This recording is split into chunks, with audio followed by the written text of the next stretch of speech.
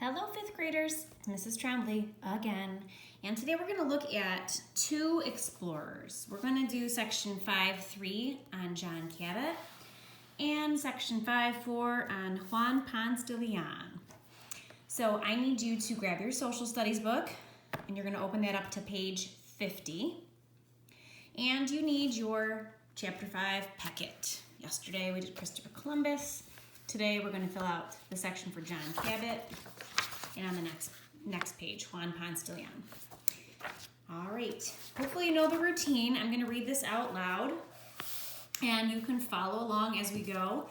And as we go, we're looking for John's occupation, his job, who sponsored him, who paid for his exploration, when did he start and end his explorations, what motivated him to be an explorer, to go and explore these new lands, what route did he take, and finally, what impact did he have from his travels? Right, so if you're on page 50, I think the first thing we can do, if you look at the bottom of page 50, I'm gonna scooch mine up so you see it. There's a map right there. This purple arrow shows you the path that he took. So you're gonna take your packet and make sure you're in the section for John Cabot. And we are gonna go ahead and copy where that arrow is. And you see, here's Michigan. And if I follow it over and up, that kind of gives us an idea here. So when you're looking at your map there, I know I give you a little bit more of a piece on this map, but basically, let's see here. We are traveling down and around through here. All right, so there, one down, 5 more to go for this guy. Okay, so back up from the top. I wish I could call on you to read, but you can read out loud if you would like. All right, John Cabot. The trading that interested Columbus caught the attention of other explorers as well. Giovanni Caboto, later called John Cabot, was a young merchant or shopkeeper. So right there, that was his job, a merchant. So for occupation for John Cabot, you can go ahead and write merchant. Or in parentheses, you can say a shopkeeper. He worked in a shop.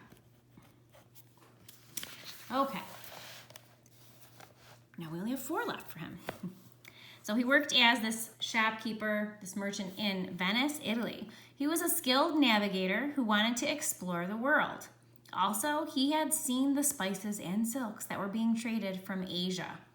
He wanted to find the place where these goods came from. So that right there, yes, that's a motive.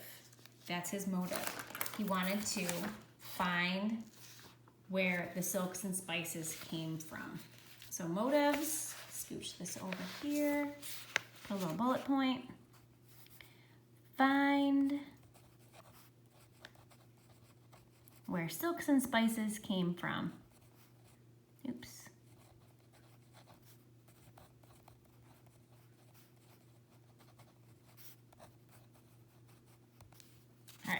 That's one of them. Okay, I'm gonna scooch that over here.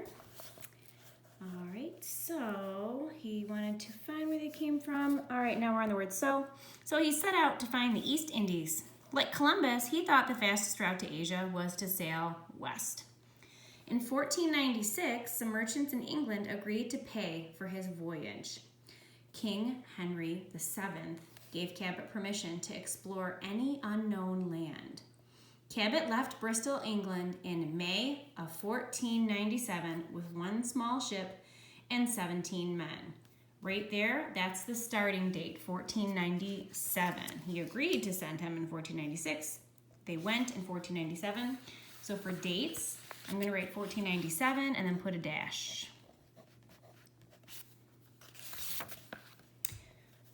They sailed around the coast of Ireland and then north and west across the Atlantic. They sailed north of Columbus's route to avoid the territory claimed by Spain. On June 24th, Cabot reached the eastern coast of Canada and claimed the land for England. So England, and we forgot to list it before, or I did, that was the sponsor. So right here under sponsor, we're gonna write England. And we're almost there. Okay, I keep forgetting where we're at. There we are.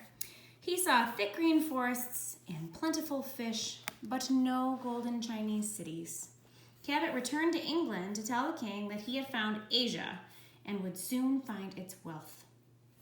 The next year, Cabot sailed back to North America. This time, he explored at least as far south as Chesapeake Bay, near modern-day Maryland. But his ship sank, and he never returned to England.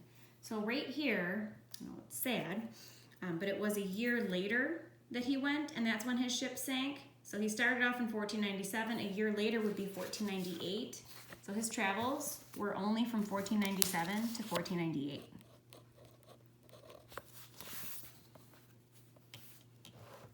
Okay, like Columbus, Cabot never realized that he had discovered a new continent. He did not know that his voyage opened the way for English settlers to come to North America. So his travels opened the door for English settlers to come to North America. That is an impact right there. So we're gonna list that. Opened the way.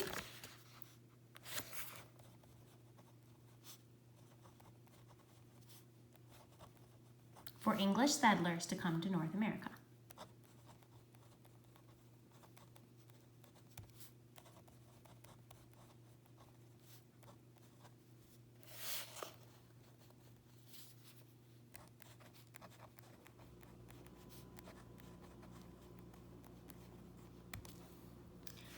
All right, and it was a pretty big deal for England that he claimed land for England. So claimed land for England. That's it, because it was only a short time, 1497 to 1498. Okay, so that is John Cabot. I want you to turn your page in your packet to Juan Ponce de Leon. And we're gonna do the same thing. We're gonna be looking for the occupation, sponsor, dates, motives, route, and impact. And we're on the very next page. We're just on page 51 right now. And right there, I see a map. And this looks a lot like Christopher Columbus, except Christopher Columbus went back this way. So that's Florida, right? And there's that little island you see right there. So we're gonna head up from the island and around Florida. So right here, make sure that you are on Juan Ponce de Leon. And we are traveling like that. So it should match this map as close as you can get. All right, time to read.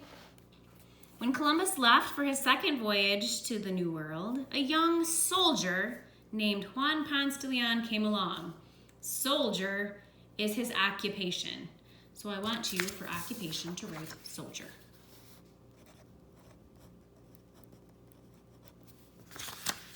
Okay. Once in the New World, he settled on a Caribbean island named Hispaniola. Today, this island is divided into the countries of Haiti and the Dominican Republic. On Hispaniola, he became a military commander under the governor. In 1506, Ponce de Leon explored an island named Borinquen, later renamed Puerto Rico. So 1506, that's when this all started. So for dates, list 1506, and we'll find out till when in just a minute.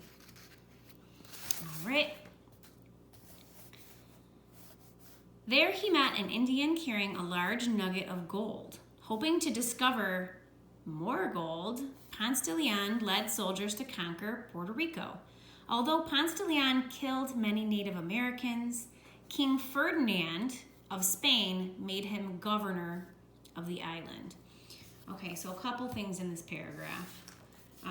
First off, he wanted to discover more gold. So one of his motives here would be to gain riches.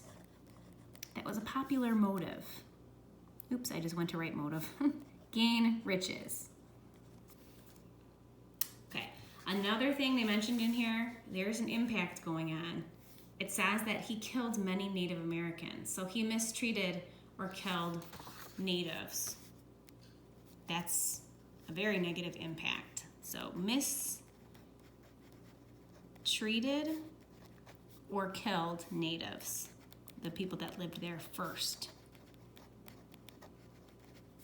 That's also something that's pretty common. It makes me a little sick to my stomach, if I'm being honest. Okay. We are on the third paragraph. Ponce de Leon soon heard stories of another island, one with a magic fountain. This was the Fountain of Youth, whose waters were said to make old people young again. Ponce de Leon asked permission to search for this island. He wanted the glory of finding such a wonderful spot. That's another motive. He wanted glory. He wanted people to know his name and what he found. He wanted to be famous. Ponce de Leon sailed from Puerto Rico in 1513. After a month, he reached a coast with palm trees, sweet-smelling flowers, and beautiful birds. That day was the feast of the Easter flowers, called the Pascua Florida. I don't know if I'm saying that right. I'm doing my best in Spanish. I took French. Ponce de Leon named the land Florida and claimed it for Spain. He claimed it for Spain because that was his sponsor.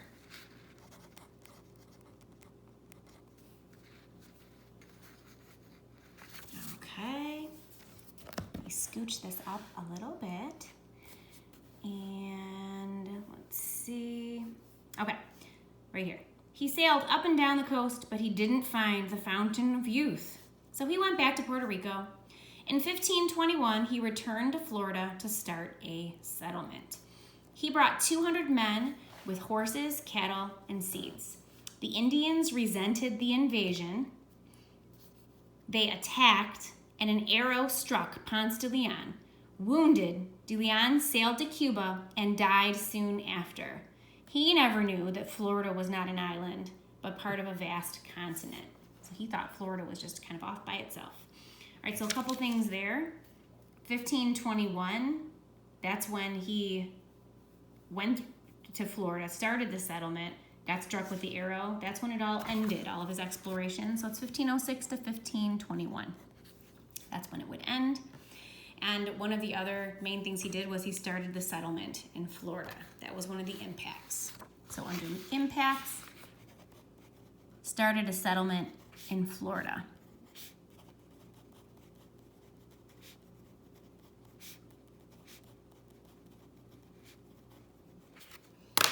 All right, two more explorers are done. Enjoy the rest of your day.